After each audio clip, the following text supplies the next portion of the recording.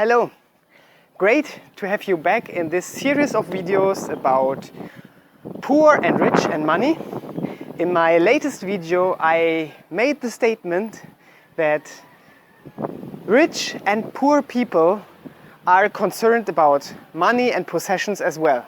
If you look around in this world, there are a couple of countries that tend to be more unstable or changing when it comes to economy or financial topics. One example is Venezuela. In Venezuela, the inflation rate is at 200,000%. This is really hard to imagine. Let me give you an example. If you bought a coffee 1 year ago and it cost you $1, and you bought the coffee now, it would cost you $2,000. And this happened in a country that is quite rich in natural resources like oil. So for what reason could this happen? Of course, I don't want to break down complexity, but my point is that dealing with money and making decisions about money individually has an impact on other people, and that's why I like to reorientate my worldview to some values and some ideas I find in the Bible. Because in the Old Testament, in the Bible, money is always considered as a social topic. It's not about me and you, it's about us, all of us. And most of the cultures in this world are group cultures, meaning they think about everyone. And the happening on the one side of the group could have an impact on the others. One idea in the Old Testament I like is that there should be a balance when it comes to money and possessions. And the worldview that's pointed out in the Bible is that people always matter more than money.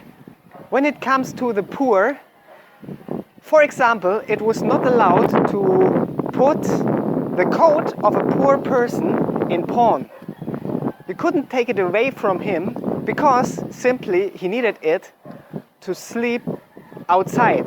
Another rule was that the pickings on the field shouldn't be taken by the owner, but should be left for poor people. My point is not to adapt all these things in our life, as it is obviously not applicable for us anymore.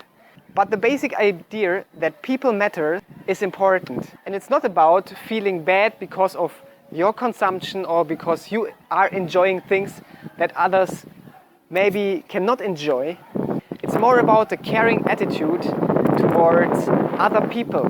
For me personally, it's good from time to time to reflect about my personal balance of my own consumption, but also on how I spend money for myself and how I share with other people. Another value that develops out of this people first, then money, is that possessions become more relative. A very special topic in the Old Testament in the Bible is that after 49 years, every lot, every land, even if you bought it from someone, was returned to the original owner. This is a kind of strange to imagine today happening, and it won't happen, but the idea behind this is that possession is always relative. Things can change so quickly. Maybe you are rich today and you will be poor again, or vice versa.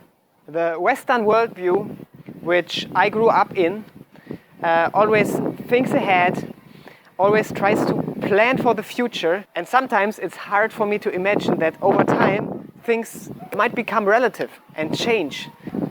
But from the perspective here in the Philippines or from other countries in this world, it's quite easy to imagine because things and surroundings are changing so quick and so fast, and people feel the need to adjust to changing surroundings. In the Old Testament, richness and wealth is always valued, and it is always seen as something that's given to you. So people like Abraham, you might heard of him, was a very rich man, and he was rich because he was blessed by God through his richness and his wealth.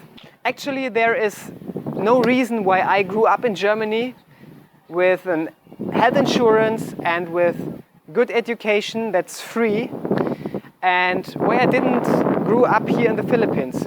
I couldn't influence that, but from time to time it might be helpful to be reminded that there are things in our life we didn't influence.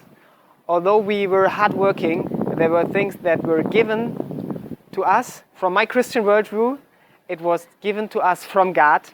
Anyway, if we go beyond these 49 years, after which land had to be returned to the former owner without payment, if we go to the end of our lives, no one is talking about the amount of money on your bank account. What we are talking about is not the value of money, but we are talking about legacy. We are talking about what people left behind and what kind of person they were.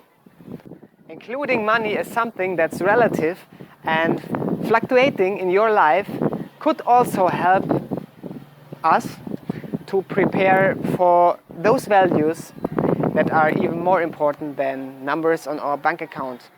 This was my video for today. Next time I want to talk more about the relationship between wealth and money and values we can't just trade and sell and buy. So if you are interested in that, stay tuned in next time. See you again. Goodbye.